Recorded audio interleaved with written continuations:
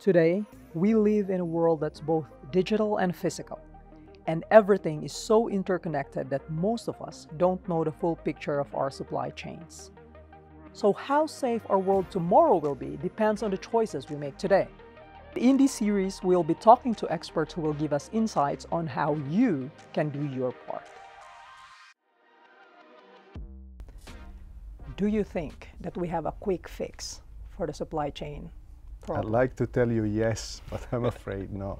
There is a series of, I would recommend anybody who is serious about these topics to look at it in a holistic fashion. So first of all, they need to look inside their organization to look at how they work. How do they take advantage of these technologies? How do they work with them? What is the life cycle of these things?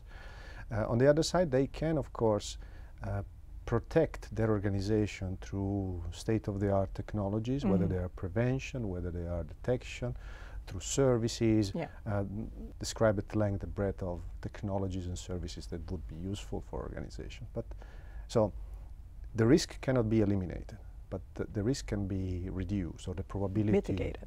Yeah, correct.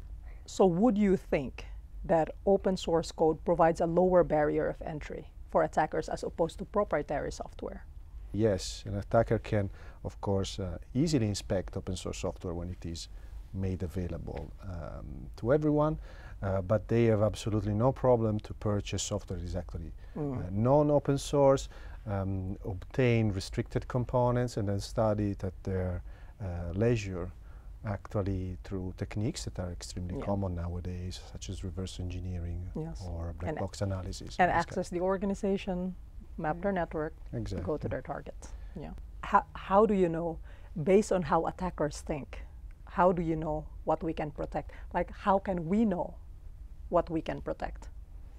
Well, this is, of course, it's the core of our job, the job of my unit, for example. We need to look extremely closely at what are the trends in the security landscape, but also the broader technological trends, because sometimes we see technological trends that pick up, and attackers are on the heels of these developments, because they're they do business. They are not there for the fun of it.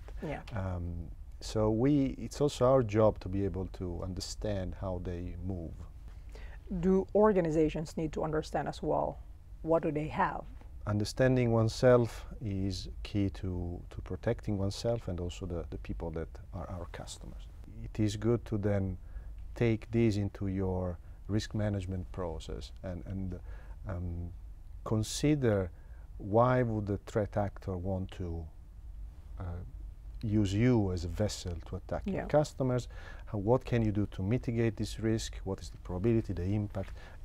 Traditional risk management process. Yes. Understanding, I guess, that if you're part of the supply chain, then you have a responsibility to protect who are in your downstream in that supply chain. Correct. And whether we like it or not, it's very likely that we are part of a supply chain. There's no escape. In this world, we are all having vendors, and we are all being the vendor of somebody else.